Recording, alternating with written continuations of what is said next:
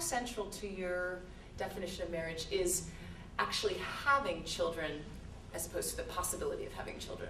Well, the way it's always worked, and I mean, just as a matter of hard historical fact, for hundreds of years in this country, the law was very clear that marriage has something to do with procreation, even though elderly people could marry, and there's no fertility test to marriage.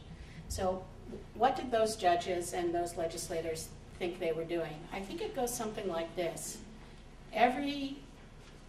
Marriage is a sexual union rather than some other kind of union between a man and a woman, because every man and woman who marries can give any child that they have, and everyone, ideally we all begin marriage without children. I myself was an unwed mother, but that's the ideal. So each one of these couples fits, because any children they have or adopt will have a mother and father.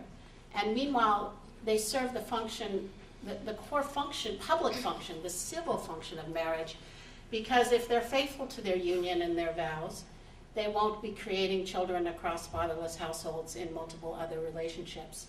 So the reasonableness of marriage depends on whether the idea, sexual union of male and female, does that kind of intrinsically point to something to do about procreation and bringing together mothers and fathers? I think it does, and I think it's reasonable. And I think if you redefine marriage so that other unions are considered marriages, that idea will now point away in a definitive new way. It will sever the link between marriage and its great historic task, and that's my principal concern. Dennis Richardson? Thank you. I, like Mike, my wife and I have been married for 37 years, and we've learned a lot about marriage since getting married. I think everyone does. As I think about marriage, marriage focuses on family, the traditional family, and on children. I would define marriage as the legal contract and spiritual heart-to-heart covenant between a man and a woman based on love and commitment to establish a home that will provide a safe, nurturing, loving, protected environment for the next generation. Marriage is the fundamental building block for society and has always been. Marriage is the current link in a family chain. Every married couple, every man and woman can look behind them and see generations, innumerable, their parents who came together and procreated them, and their grandparents and great-grandparents, and they can look ahead of them for innumerable generations to their children and their grandchildren and their children's grandchildren. And this link, this chain, this family is broken depending on what happens with these two individuals. And I think the same-sex marriage debate focuses on adults. It focuses on what's fair for two adults that would like to be included in a definition that society has made long before government came into being. But the focus should really be on what's best for children. And every child deserves a loving mother and a loving father. That's the ideal. It doesn't always work. But if we remove the ideal from our society, then what do we tell our children life should be about? What do we say they should grow up and do? It will weaken the glue of society in a way that's a social experiment that is not in the best interest of Oregon, of families, and especially of children in generations to come. How, with that definition, do you view a marriage between a man and a woman when the people choose not to have children? Is it still a worthwhile marriage? Oh, absolutely. I mean, it is still the legal covenant, or contract, and the spiritual covenant between these two individuals. But you can't just define it to say, well, we're going to only affect these people and not these other people. The goal of marriage is to legalize essentially what society has already adopted. And so we have restrictions presently. We say under the law that a brother and a sister can't get married. We say that it's not going to be appropriate for a father and a daughter to get married.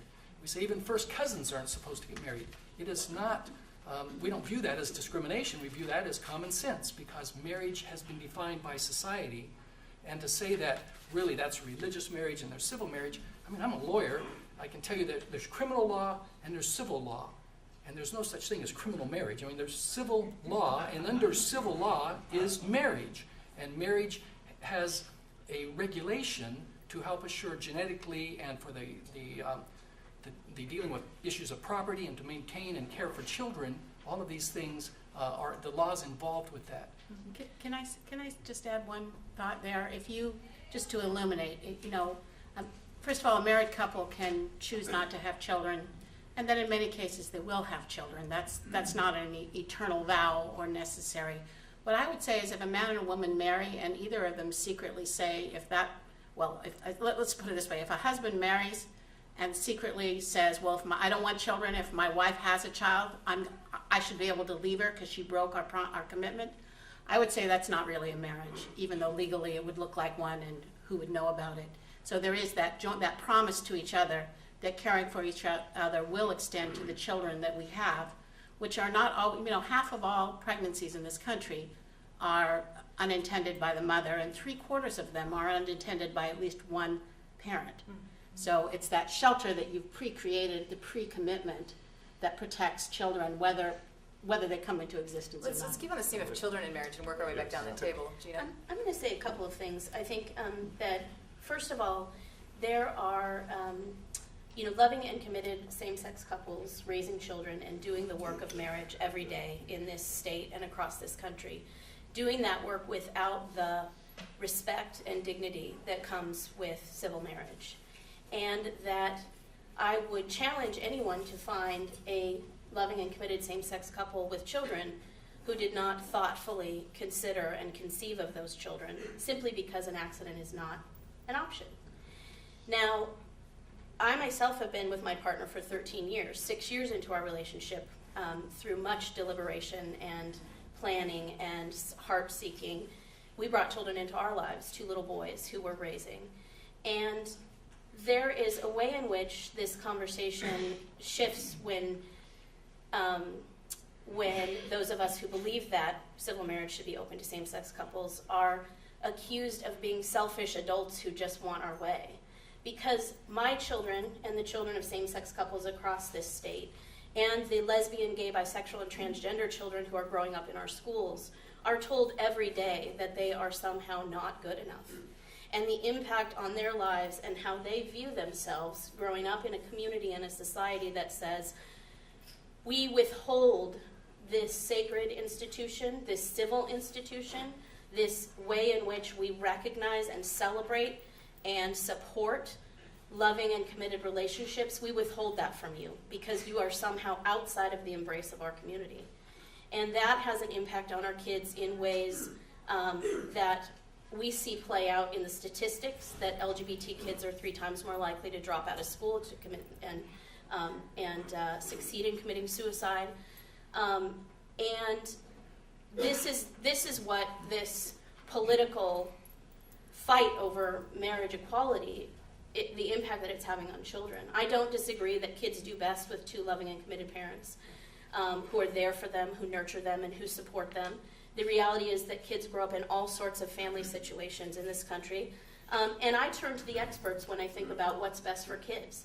And every neutral institution that supports the well-being of children and families in this country supports marriage equality. The American Medical Association, the American Pediatricians Association, the Child Welfare League, psychiatrists, psychologists, these medical institutions have considered what's best, looked at the facts, looked at the data, and they've come down on the side of supporting marriage equality. So do you think that having children is a crucial piece of marriage? Or do you think that's where this argument about same-sex marriage, really the heart of it turns?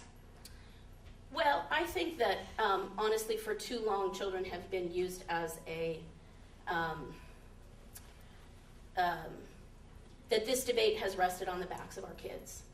And that's been a really painful aspect for lesbian and gay people, for our families and our loved ones, and for young kids who are growing up with same-sex parents and who know early on that they are lesbian, gay, bisexual, or transgender. Oh, I want to go back I will say that the marriage is an important aspect